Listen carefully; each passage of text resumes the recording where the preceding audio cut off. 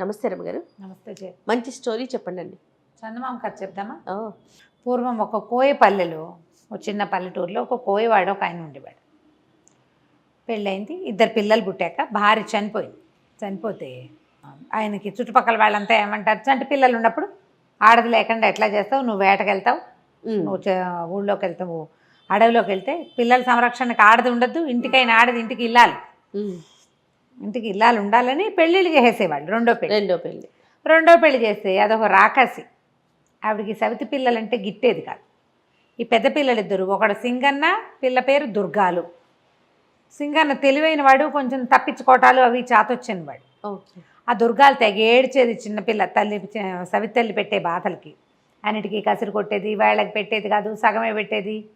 ఏదైనా తింటే ఎంతసేపు తింటావనేది, పని చేయించేది, బాగా చిన్నపిల్లతో అన్ని పనులు చేయించేది. దాని చేతులు పుళ్ళు పడిపోయి కాళ్ళకి దెబ్బలు తగిలి ఏడ్చుకుంటూ ఉండేది. పాపం సింగన్నకు బాధగానే ఉండేది. అయితే ఈ చెల్లెని తప్పించగలిగినంతసేపు తప్పించేవాడు, ఇది లేకపోతే లేదు. ఈ సవితి తల్లికి ఏమనిపించిందంటే, వీళ్ళని ఇట్లా ఏడిపించుకు తింటాం ఎందుకు, వీళ్ళని పీడ విరగడి చేసేసుకుందాం అని చెప్పి ఓ తెలిసిన చుట్టాల అబ్బాయిని ఒకరిని పిలిచి, ఒరే వీళ్ళని అడవిలోకి తీసుకెళ్ళాలిరా అని చెప్పి. పిల్లాడికి ఏం చెప్పింది, మనకి మందులు ఏవో కావాలి, మందులు నూరుకోవాలి, ఆ మందులకి కావాల్సిన మొక్కలు అడవిలో ఉంటాయి, పనివాడు వస్తాడు, నువ్వు వాడితో వెళ్ళు అని చెప్పింది. నువ్వు ఒకటే ఏం పోతావు, చెల్లిని కూడా తోడు తీసుకెళ్ళు అని చెప్పి చెల్లెల్ని కూడా పంపించింది. పిల్లాడు ఇదేదో ఎత్తేస్తుంది అనుకుని వాడు ఆడుకునే కాయ ఇవి ఉంటాయి, రాళ్ళు, గులకరాళ్ళు, ఆటలాడుకునేవి, అన్ని గులకరాళ్ళని జేబులు పోసుకున్నాడు. వెళ్ళే దారిలో ఒకటి వేసుకుంటూ వెళ్ళాడు. ఆ పనివాడు ఏం చేశాడు, అడవిలో ఒక చెట్టు కింద తీసుకెళ్ళి, మీరు ఇక్కడే కూర్చోండి, నేను మళ్ళీ వస్తా, అక్కడెక్కడికో వెళ్ళి ఆ మొక్కలు ఏవో పీక్కొస్తానని ఇంకో దారి గుండా వెళ్ళిపోయాడు. వెళ్ళిన దారినే మళ్ళాడు అనుకో, పిల్లాడికి అర్థం అవుతుంది, కొంచెం పెద్దవాడు కదా, ఓ 10-11 ఏళ్ల వాడు, 11-12 ఉన్నాయి. పిల్లకు ఒక 7 ఏళ్ల పిల్ల, 6-7 ఏళ్ళు ఉంటాయి.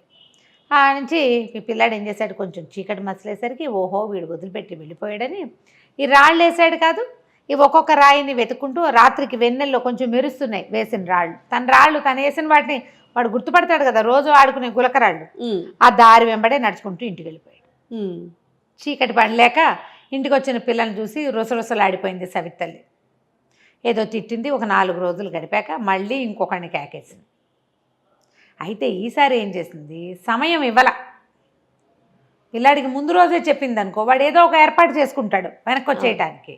అప్పటికప్పుడు నువ్వు వెళ్ళమని పంపిస్తే వీడేం చేశాడు, వాళ్ళ అమ్మ ఆవిడేం చేసింది, పిల్లడికి రొట్టెలు ఒత్తి, మాడిపోయిన రొట్టెలు అంత బెల్లము ఇచ్చింది. వీడేం చేశాడు, ఆ రొట్టెలు చిన్న చిన్న ముక్కలు చేసి వెళ్ళే దారిలో వేసుకుంటూ వెళ్ళాడు. కానీ అక్కడికి వెళ్ళాక ఆ రెండో పనివాడి పిల్లల్ని అక్కడ వదిలిపెట్టి ఎటో పోయాడు. ఇక రాల. వీడు రొట్టెలు వెతుక్కుంటూ వెనక్కి వద్దాం అనుకున్నాడు. కానీ అడవిలో ఈ రోడ్ల మీద పురుగులు, చీమలు అవి ఇవి ఉండవు, తినేసినాయి. రొట్టెలు కాస్త ముక్కలన్నీ పిండి అయిపోయి ఎవరిది వేడి దారిని పట్టిన అవి పోయినాయి. దారి కనపడలా. ఇకేం చేస్తాడు, వెతుక్కుంటూ ఈ చెల్లెల్ని వెంటేసుకుని ఏవో 2 కాయలు ఏవో కనపడితే ఆ 2 కాయలు, బెల్లం ముక్క ఒకటి ఉంది, బెల్లం ముక్క పెట్టి చెల్లెలకి తినిపించాడు. వాడు నడవడం మొదలుపెట్టాడు. వెళ్ళగా కొంచెం వెన్నెల రాత్రులు వాడికి ఒక పెద్ద దేవాలయం ఒకటి కనపడింది. దేవాలయం నిండా సజీవ శిల్పాల్లాగా ఉన్న బొమ్మలు ఉన్నాయి. ఏమిటో సరే ఏమన్నాడు, చెల్లెల్ని కొంచెం గట్టెక్కించి నుంచోబెట్టి దాని మీదగా ఏవో చెట్లు కనపడుతున్నాయి, పైకి ఎక్కితే వెలుతురు బాగా కనపడుతుంది, ఇంటికి దారి కూడా కనపడుతుంది, నువ్వు ఇక్కడే నుంచో అని ఆ గోపురం మీదకి ఎక్కాడు. ఎక్కేసరికి అలా అన్ని బొమ్మలు, మనుషుల బొమ్మలు ఉన్నట్టే ఉన్నాయి. అవి ఎక్కి ఓ పక్క నుంచి ఓ చెట్టు ఏదో ఇట్లా వాలి ఉంది ఆ గోపురం మీదకి, దానికి నిండా కాయలు కనపడుతున్నాయి. పిల్లాడు ఏం చేశాడు, ఆకలిస్తుంది, మధ్యాహ్నం ఎప్పుడో తిన్న అన్నం పాపం, ఆ రొట్టెలు తినలేదు, ఇంత బెల్లం ముక్క నోటేసుకుని అంత బెల్లం చెల్లెలకే పెట్టేశాడు. కాయ ఒకటి పట్టుకు లాగబోయాడు. కాయ కోసేసరికి గంటలు గణ మోగిపోయినాయి ఆ దేవాలయంలోకి. కాయ కోయగానే మోగేసరికల్లా ఆ దేవాలయం లోపల నుంచి ఒక గూడల్లి ఉంది. ఒక ఆవిడ బయటకు వచ్చి, ముస్సిలి మామ, అయ్యో ఏమర్రా పిల్లలు, ఏమిట్రా, ఎక్కడి నుంచి వచ్చారా అని కేకేసుకుంటూ వచ్చింది. కింద నుంచున్న 6-7 ఏళ్ల చిన్నపిల్ల, పైన ఎక్కిన కొంచెం పుష్టిగా ఉన్న పిల్లవాడు కనపడేసరికల్లా కేకేసింది, రండ్రా మా నాయనే అడవిలో తిరుగుతున్నారా, దారి తప్పిపోయారా, రండి అని లోపల తీసుకుపోయింది. చక్కగా సుష్టుగా అన్నం పెట్టింది. పప్పు కూర అన్నీ వేసుకుని శుభ్రంగా తిన్నారు. తెల్లవారు లేచి మా ఇంటికి వెళ్ళిపోతామవ్వా అని చెప్పాడు. అలాగేరా అంతకంటేనా అంది. కానీ తెల్లారి లేవల సింగన్న. తెల్లవారేసరికల్లా ఒక గూడు లాంటి దాంట్లో ఎలా ఉందంటే అది ఒక జైలల్లే ఉంది, గుహల్లే ఉండి జైలల్లే ఉంది. మంచానికి వేసి తాళ్ళకేసి కట్టేసి ఉన్నాడు వాడు. ఏ మంచం మీద పడుకున్నాడో ఆ మంచం మీద తాళ్లతో కట్టేశాడు. అయ్యో, తను జైల్లో ఉన్నట్టు అర్థమైంది వాడికి. తల తిప్పి చూస్తే కనపడుతోంది. ఏం చేస్తాడు? మంచం మీద పడి ఉన్నాడు. చెల్లి లేదని బాగా ఇదైపోయాడమ్మో, చెల్లి ఏమైపోయిందని. అది మాత్రం అటు ఇటు తిరుగుతోంది. దాన్ని కట్టేలా దీనికి ఇంతలా తాళం వేశారు ఈ జైలుకి. అక్కడి నుంచి ఆ పిల్లతోటి ఆ పని ఈ పని అన్ని పనులు చేయించేది ఆ ముసలిది. చెల్లెలు తన్నయ్య లేకుండా బయటికి పారిపోయి అదేం చేస్తుంది? అదే అంత ధైర్యం లేదు. పైగా పిరికి పిల్ల, అన్నిటికీ ఏడుస్తుంది అది. అన్నయ్య ఇక్కడే ఉన్నాడు కాబట్టి అక్కడక్కడే తిరుగుతోంది. దానికో ముద్ద పెట్టేది. అక్కడి నుంచి వీడికి మాత్రం తిండికి లోటు లేదు. ఒక పూట ఏం చేసింది, మర్నాడు ఆ మంచం నుంచి గోడదీసి చేతులు కట్టేసి ఆ గోడ కానించి కూర్చోబెట్టింది. వాడు అక్కడక్కడే తిరగచ్చు, కానీ జైలు నుంచి బయటికి రాకూడదు. రోజు మంచిగా వంట చక్కగా చేసి విడికి తినిపిస్తుంటే సరే బాగా చెల్లెలే పట్టుకొచ్చేది. ఏం చేసావు పని, ఇవాళ నువ్వేం తిన్నావు, నువ్వు ఎక్కడికి వెళ్ళావు అంటే అది చెప్పేది. ఆ పని చేసా, ఈ పని చేసా, అక్కడ తిరిగా ఇక్కడ తిరిగా, అవి తిన్నా అని అన్నయ్యకి అన్నం పెట్టేది తీసుకొచ్చి. రోజు చెల్లెలే మోసుకొచ్చేది. 3 రోజులకు ఒకసారి ముసలిది వచ్చి, ఏదిరా అబ్బాయి నీ చేతివేళ్ళు నాకు అందించు అని అడిగేది. అది కొంచెం చీకటిగా అనిపించేది.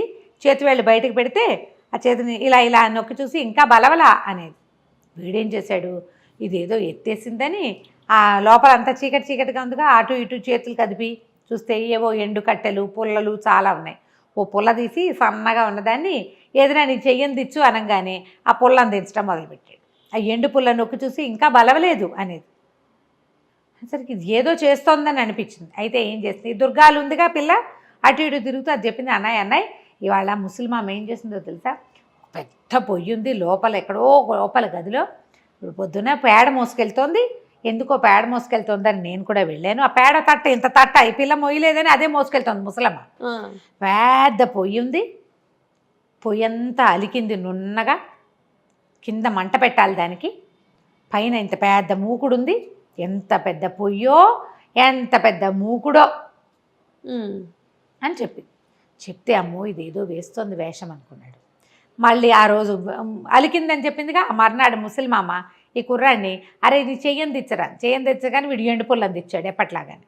అందిచ్చేసరికి నొక్కి చూసి బలవకపోయినా సరే ఇవాళ రాత్రి కవళిచ్చేస్తా అన్నది. అనేసరికి అమ్మో ఏదో చేస్తోంది అనుకున్నాడు. సరే చీకటి పడ్డాక ఏం చేస్తుంది, వరే నాయన బయటికి రారా, మీ చెల్లేమో చిన్నపిల్ల, నేనేమో ముసలిదాన్ని, నాకు ఓపిక లేదు, పొయ్యి వెలిగించాలి, అది పొయ్యి దగ్గర కూర్చొని విసురుదు కానీ రా అని పిలిస్తే తీరావాడు వెళ్ళి చూసేసరికల్లా ఆ పెద్ద మూకుడు, అది ఇంత సామాన్యం కాదు, ఒక మంచి పెట్టేంత మూకుడల్లే ఉంది. అది దాంట్లో నూనె పోసి పొయ్యి ఎక్కించింది. అక్కడి నుంచి కింద మంట పెట్టింది. ఆ పొయ్యి ఎంత పొయ్యి, పెద్ద గుహలాగా ఉంది. దానికి తలుపులు కూడా ఉన్నాయి. తలుపులు తీస్తారు. ఈ మన చైనా వాళ్ళ కథల్లో కనపడుతుంటాయి, ఈ మన చైనా వాళ్ళ వీడియోల్లో అడుగున మంట పెట్టి నిప్పంతా తీసేశాక కేకులు బిస్కెట్లు అవన్నీ లోపల పెట్టి అవెన్ లాగా ఉంటుంది అన్నమాట, వేడిగా ఉంటుంది, తలుపులు వేసేస్తారు. అట్లా తలుపులు ఉన్నాయి దానికి. దీన్ని విసురుదు అనేసరికల్లా వీడన్నాడు, ఆ విసరటం మాకేం తెలుసు, మేము కోయవాళ్ళం కదా, అసలు పొయ్యే తెలియదు మాకు, ఇదేమిటో విచిత్రంగా ఉంది, పొయ్యి విసురు అని నువ్వే అంటున్నావు, విసరటం ఎలాగో కూర్చుని చూపించు నాకు తెలియదు అన్నాడు. చేత్తో విసరాలి రా. సరే ఎక్కడ విసరాలి, చెయ్యాలి కదా, అదేదో నువ్వు చేసి చూపించు నేను చూస్తానన్నాడు. అనగానే ముసలిది ఏం చేస్తుంది, ఓరిని 12 ఏళ్ల కుంకవి నీకు అది కూడా రాదుట్రా అని చక్కగా ఆ పెద్ద పొయ్యి ఎదురుగుండా చిన్న పీట ఉంటే పీట మీద పొందిగ్గా ఇట్లా గొంతు కూర్చుని విసిని కనిపెట్టి ఇట్ట విసురుతూ ఇట్టాగే రాను. ఈ పిల్లాడు ఏం చేశాడు, పక్కన నుంచి చూస్తున్నాడు కదా, ఈ ముసలమ్మ నా పీట మీద నుంచి ఒక్క తోపు తోసాడు ఆ పొయ్యిలో పడేటట్టుగా. అది ఎంతుంది, గంగాళం అంతా నోరు తెరుచుకుని ఉంది ఆ పొయ్యి. ఈ ముసలిదేళ్ళ పొయ్యిలో పడంగానే వీడు దాన్ని ఒక కర్రపేడు పెట్టి లోపలికి తోసేసి తలుపులు వేసేసాడు. లోపలికి వెళ్ళిపోగానే గంటలు గణ గణ గణ గణ గణ గణ మోగటం మొదలుపెట్టినాయి. అంతకుముందు గంటలు ఎప్పుడు మోగినాయి, వీడు మామిడికాయ పండుగ వస్తున్నప్పుడు. అక్కడి నుంచి ఆ గోపురం మీద ఉన్న విగ్రహాలన్నీ మనుషులైపోయినాయి. అందరూ మనుషులే. అందరూ బిలబిల్లాడుతూ పరిగెత్తుకొచ్చారు.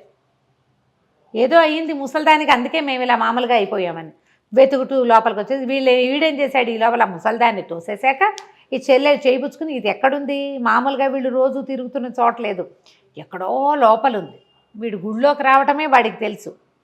ఆ గోపురం లోపలికి అదో గుహలా ఉంది, అది పరిగెత్తుకుంటూ బయటకు వచ్చాడు. వీడు బయటకు వచ్చేసరికి గోపురం మించి మనుషులంతా దిగేశారు కిందకి. భలే భలే భలే పని చేసావు, ఏం చేసావు ముసల్దాన్ని అని అడిగారు. ఏం చేసావంటే నేను పొయ్యిలో దోసేసానంటే పద పొయ్యి ఎట్లా ఉందో చూద్దామన్నారు. అక్కడ ఏమైందో, పొయ్యిలో ఏమైందో చూడాలిగా. ఈ గుంపంతా వచ్చారు మనుషులు, పిల్లలు కాదు మనుషులే వాళ్ళంతా. వాళ్ళు ఈ పిల్లాడు పిల్ల మళ్ళీ లోపలికి వెళ్తే ఆ పొయ్యి కాస్త ఒక విచిత్రమైన పెట్టెలాగా మారిపోయి ఉంది. పెట్టెల్లే కనపడుతోంది. దాని మీద రాసుంది, మాయదారి ముసల్దాన్ని మట్టు పెట్టిన మహానుభావులారా నా మీదకి ఎక్కండి, ఈ గద్దె మీద ఎక్కి కూర్చోండి, మీకు ఎక్కడికి కావాలంటే అక్కడికి తీసుకెళ్తా, ఏం కావాలంటే అది ఇస్తా. అనగానే చుట్టూతో చేరిన వాళ్ళని చప్పట్లు కొట్టారు. మీరే మహానుభావులు, మా ఎవరి వల్ల కాలేదు, ఎక్కండి ఎక్కి కూర్చోండి అని ఈ పిల్లాడిని ఎత్తి దాని మీద కూర్చోబెట్టి ఆ దుర్గాల్ని కూడా ఎత్తి దాని మీద కూర్చోబెట్టారు. మా ఇంటికి వెళ్ళాలి అనగానే ఆ పెట్టె బొక్క వదుటనే లేచేసి ఇంటికి తీసుకెళ్ళి రైమని వాళ్ళ ఇంటికి తీసుకెళ్ళిపోయింది. ఒక పల్లకీలాగా అయిపోయింది అనమాట. అది మోసుకుంటూ వాళ్ళ ఇంటికి తీసుకుపోయింది. ఎప్పుడైతే ఈ పిల్లలు ఆకాశంలో నుంచి దిగేసరికి ఏవో మాయలు మంత్రాలు జరిగిపోతున్నాయి. అప్పటికి వీళ్ళు వెళ్ళిపోయి 10-15 రోజులు అయిపోయింది కదా. చుట్టుపక్కల వాళ్ళంతా తిట్టిపోస్తున్నారు పిల్లల్ని పొట్టన పెట్టుకున్నామని. మొగుడు కూడా తిడుతున్నాడు. పిల్లలు చూడగానే సవితల్లి లేచకపోయింది, పరిగెత్తుకుంటూ పారిపోయింది అక్కడి నుంచి. తండ్రి పిల్లలిద్దరిని కావలించుకున్నాడు. చచ్చిపోయారు అనుకున్నాను రా నాయన, ఎలా తిరిగి వచ్చారంటే జరిగిందంతా చెప్పారు. ఆ పెట్టె ఏది అడిగితే అది ఇస్తుంది. వాళ్ళకి ఏముంటాయి సింపుల్ కోరికలు, ఏదో మాంసం కూర అన్నం అవే కావాలి. పల్లెటూరి వాళ్ళు కదా, వాళ్ళకి కావాల్సింది కోరుకుని ఆ ఊరికి కావాల్సినవి చేసుకుంటూ పిల్లలిద్దరూ తండ్రితోటి హాయిగా ఉన్నారు. కథ కంచికి మనం ఇంటికి. చాలా బాగుందండి. నమస్తే. చిన్న కథ కదా. నమస్తే.